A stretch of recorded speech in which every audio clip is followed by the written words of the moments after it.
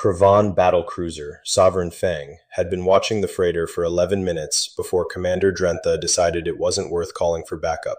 That decision would haunt every survivor for the rest of their lives. The human vessel drifted at the edge of the Tyrannus debris field, running minimal power, its transponder broadcasting the registry of a commercial cargo hauler, the ESC Arrowhead, licensed out of the Meridian Trade Consortium, carrying agricultural equipment and polymer feedstock to the outer colonies. Nothing worth dying for. Nothing, according to every tactical database in the Kravan hegemony, capable of killing anything. Human ships of this class were slow, underarmed, and crewed by a species that the hegemony's xenobiological division had formally categorized as Class 3 non-combatants: bipedal mammals, moderate intelligence, no natural weapons to speak of, average lifespan of roughly 80 cycles, and a history of organized warfare so brief on the galactic timescale that it barely registered as a footnote in the hegemony's military archives.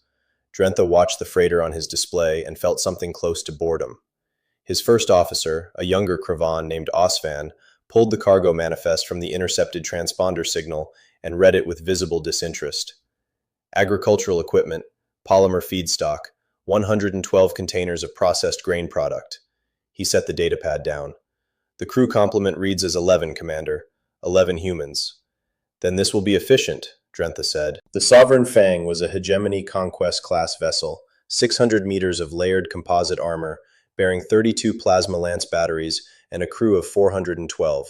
Its boarding complement alone numbered 60 armored Kravan shock troopers, each one a full meter taller than the average human, averaging 300 kilograms in standard gravity, with reflexes honed by a mandatory 12-cycle military service that began at biological maturity. The kill ratio in previous boarding actions against human vessels was, according to the operational records Drentha had reviewed, 47-1 in favor of Kravan forces. 47-1. He had never once considered what it meant that anyone was keeping that statistic at all. The Sovereign Fang moved into interdiction range, and Drentha opened the broadband channel with the casual authority of someone who had done this 100 times before. Because he had. Human vessel, ESC Arrowhead. This is Commander Drentha of the Kravan Hegemony Patrol Fleet. You are in violation of transit corridor regulations under Hegemony Code 7. Power down all systems and prepare to receive a boarding party. Compliance is mandatory. Resistance is inadvisable. There was a long pause. Then a single voice came back across the channel. Low, unhurried, carrying an accent Drentha's translator rendered as roughly equivalent to what the humans called English, spoken with the particular flatness of someone who had been awake for a very long time and had stopped being surprised by anything. Copy that, Sovereign Fang. Give us a minute. Drentha waited.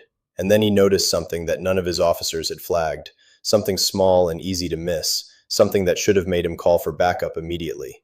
The freighter's running lights had just gone out. Osvan leaned over his console. Commander, the thermal signature on that vessel is changing. It's not powering down. He stopped. He looked at the readout again, as if a second look might make the numbers different. Commander, the heat bloom on that ship just tripled. Those aren't agricultural engines. But what were they? The answer came in the next 4 seconds, and by the time Drentha understood it, 62 of his crew members were already dead. The ESC Arrowhead was not a freighter. It had been built to look like one, built with extraordinary patience and attention to detail by people who had been preparing for exactly this kind of moment for the better part of 3 years. The agricultural containers were real. The grain product was real. The transponder signal was legitimate, registered through actual Meridian Trade Consortium accounts, maintained by people whose day jobs were, in fact, commodity traders. Every element of the ship's cover identity could withstand a standard hegemony customs inspection because it had withstood 7 of them over the course of its operational life, and those 7 inspections were the entire reason it still existed. The ship's real name was the GCS Indomitable, and its real crew numbered not 11, but 43. The person who had answered Drentha's hail was a woman named Leah. No rank given over open channels, no title, no identification beyond the ship's registry. She was sitting in a chair that wasn't on any official manifest, in a compartment that didn't appear in any schematic ever filed with any regulatory body, and she was looking at a tactical display that showed the Sovereign Fang in extraordinary detail, because the GCS Indomitable had been passively scanning the Kravan vessel for the full 11 minutes it had been watching them, using sensor arrays hidden behind false bulkheads that had cost more to construct than the entire cover identity combined. She knew the Sovereign Fang's shield rotation cycle to within 0.3 seconds. She knew the precise location of its primary power coupling, its secondary power coupling, and the emergency bypass that connected them. She knew which sections of the hull plating were original construction and which were replacement panels, the replacement panels being slightly thinner, installed after battle damage that the Kravan maintenance crews had apparently repaired in a hurry. She knew all of this because her job for the last 4 years was to know it. What Leah was, specifically, was something the Kravan hegemony had no word for, because in their entire recorded military history, they had never encountered an opponent who fought the way humans had quietly, patiently, persistently learned to fight. The hegemony understood brute force. They understood overwhelming firepower and armored superiority and the mathematics of attrition. They did not understand the concept of someone spending 3 years pretending to be a grain hauler in order to get close enough to a conquest-class battlecruiser to kill it from inside its own minimum safe engagement distance. They did not understand what humans called a trap. Leah pressed 2 keys on her console. She didn't speak. She didn't make a sound at all. The agricultural containers opened, not all of them. Just the 8 positioned along the Arrowhead's port facing, the side currently presented toward the Sovereign Fang. And what came out of them were not plasma lance batteries, because plasma lance batteries were what Kravan ships used, and what Kravan defensive systems were calibrated to detect and counter.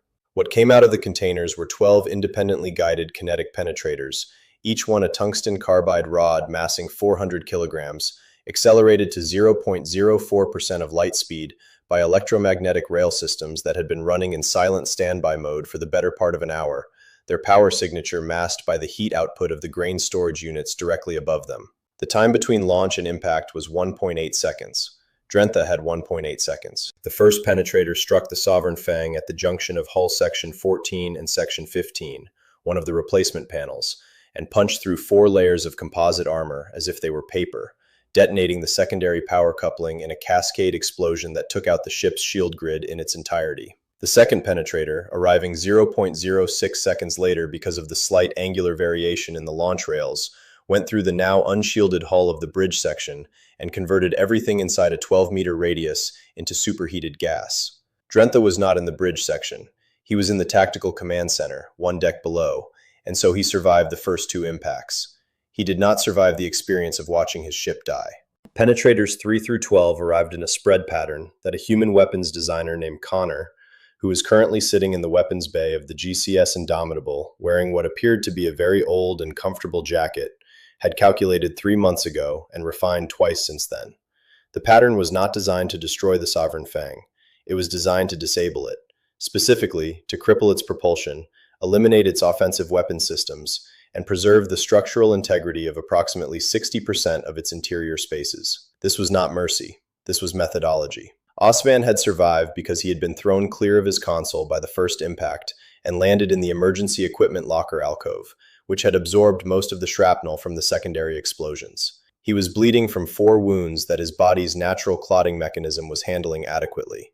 He was conscious. He was, in the way that Kravan officers were trained to be, still functional.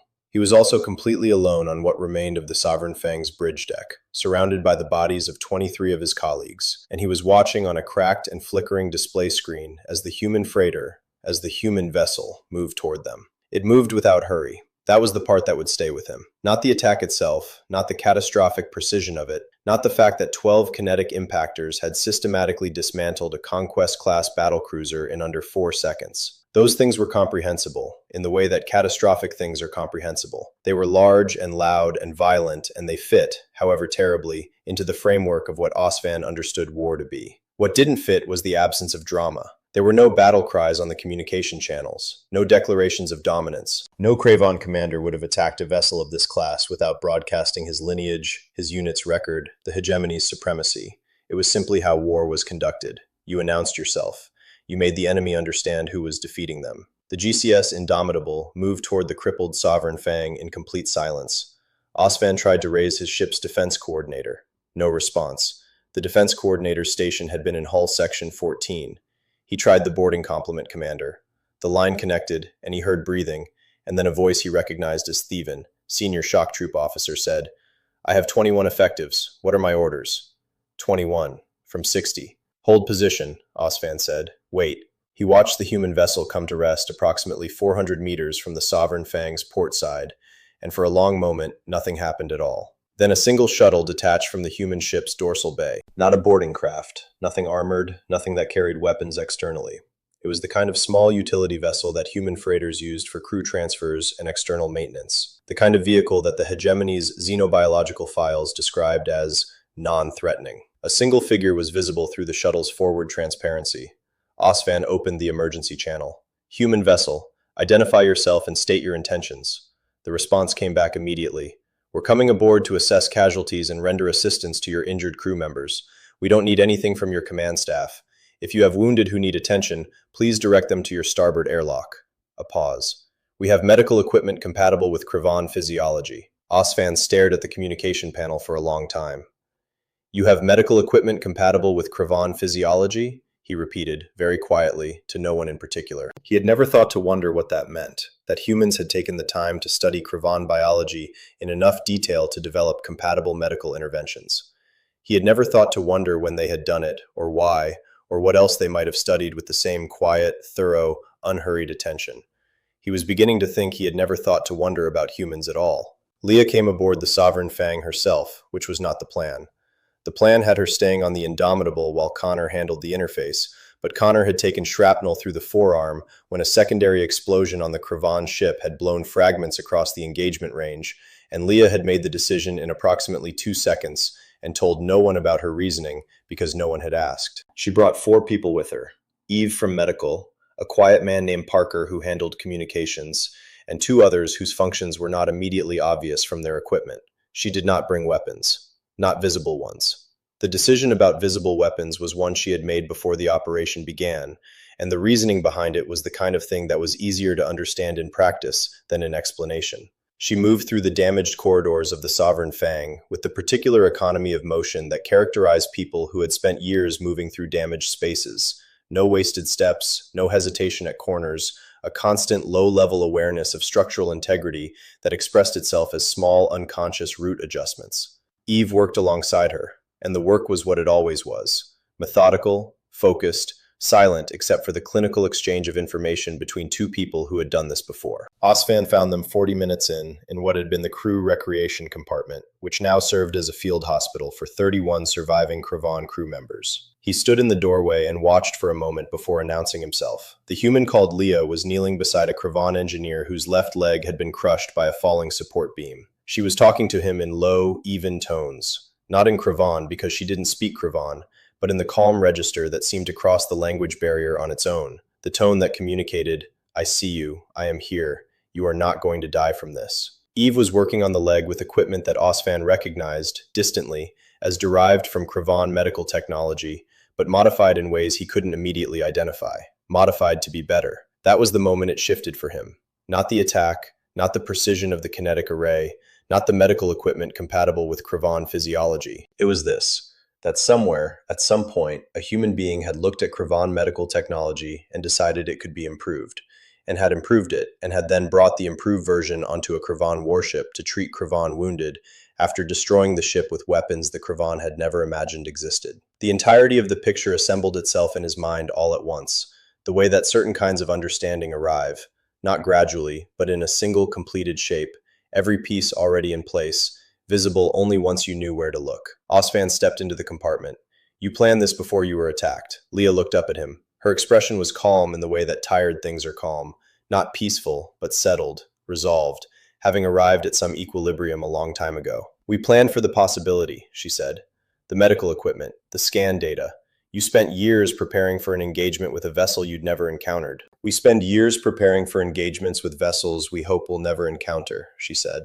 That's the job. Osvan looked at the 31 survivors in the compartment, then at his own hands, then at the human woman kneeling on the deck of his destroyed warship, treating his wounded crew, with the unhurried focus of someone doing something necessary and ordinary. How many ships like yours are there? He asked. Leah looked at him for a moment, then she went back to work. She didn't answer, and the silence was its own answer. Not evasive, not threatening, simply the silence of someone for whom the number was large enough that stating it would serve no constructive purpose. Osvan sat down on a piece of debris and put his head in his hands and began, in the Kravan way, to grieve.